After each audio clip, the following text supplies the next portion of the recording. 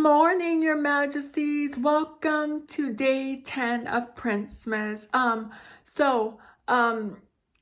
In today's video, I'm going to be telling you guys the story of Krampus, part 3. If you guys haven't seen, this is part 3. I did 2 by accident. This is part 3. If you guys have not seen part 1 and part 2, please pause this video and go watch part 1 and part 2 so you can catch up on this video, okay? Okay, so this is part 3. I will leave a link of part 2 in the description below so you can go watch that one. So part 3. Okay. After unbuckling his seatbelt, Krampus spoke. "Merry Christmas, James," smiled nervously. "You too, sir." He nodded and got out of the van.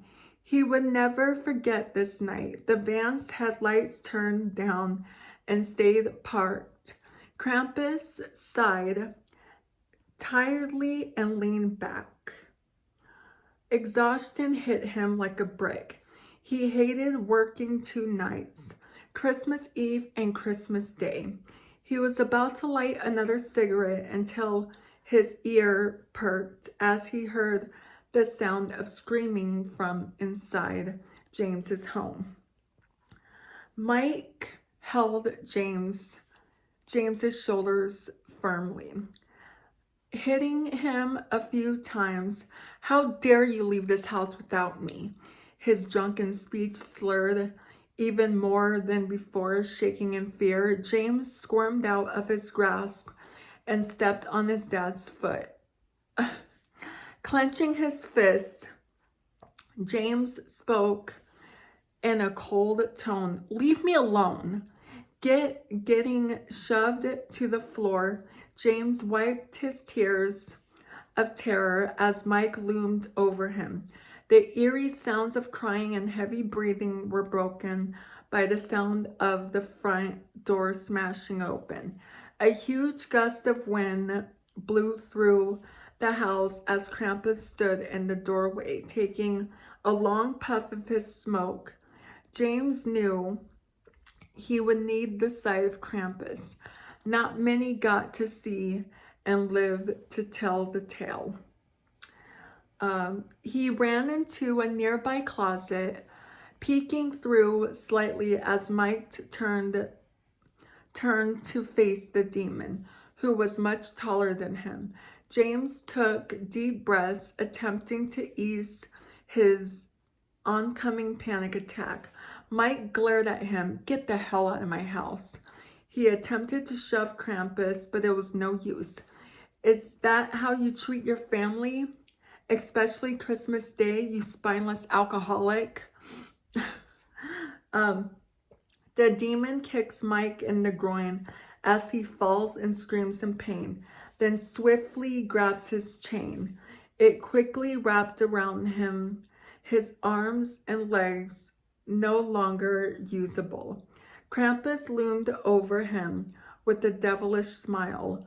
"Let me go," Mike yelled as he sweat and turned his face away from his attacker. Krampus knelt on top of him. He pointed his pointed knees going right into his fat gut. I have heard enough screaming for one night." Krampus took 2 clawed fingers and jammed them into Mike's mouth, pulling out his tongue until it stretched. Naughty. James turned away as he knew Mike's tongue was no longer in his mouth but on the floor. Holy crap. What'd I do? Okay, December 25th, 11 o'clock at night. Oh, wow. Krampus deeply sighed, closing the door to Santa's home, which he was welcome to any time.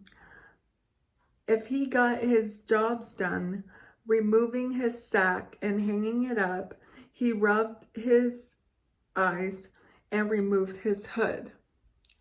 The large house, decorated with care and chair. Every corner, something Christmas or holiday related stood. He went to the fridge to grab himself a beer and sits at the kitchen table. The door opened, oh, excuse me. The door opened. Unblinking, he knew it was Santa Claus. The jolly fat man entered the kitchen. His beard bushy white. He wore glasses which had golden rims. He smelled of cookies.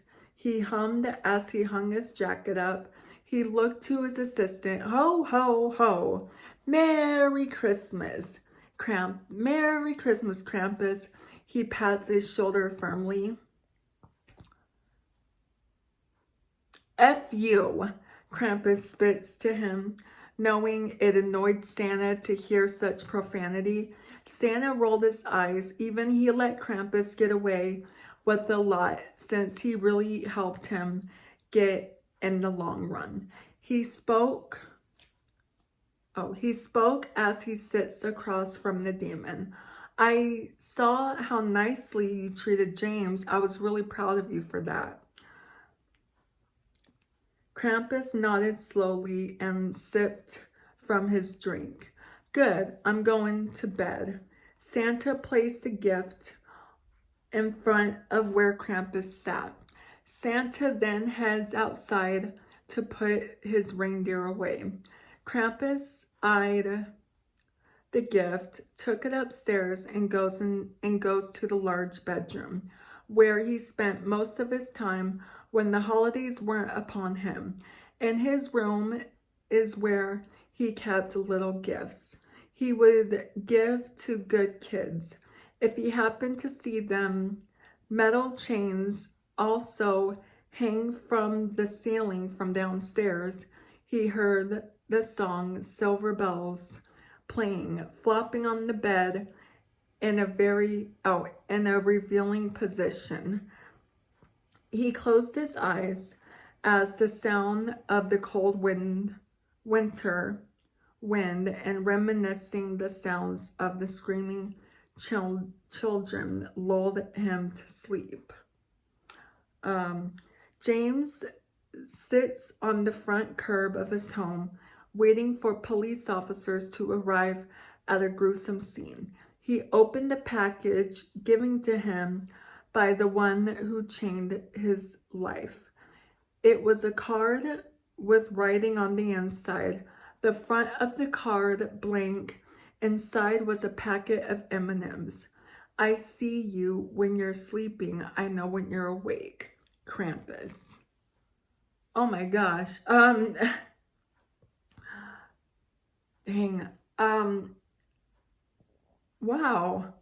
What a good ending. It had a happy ending.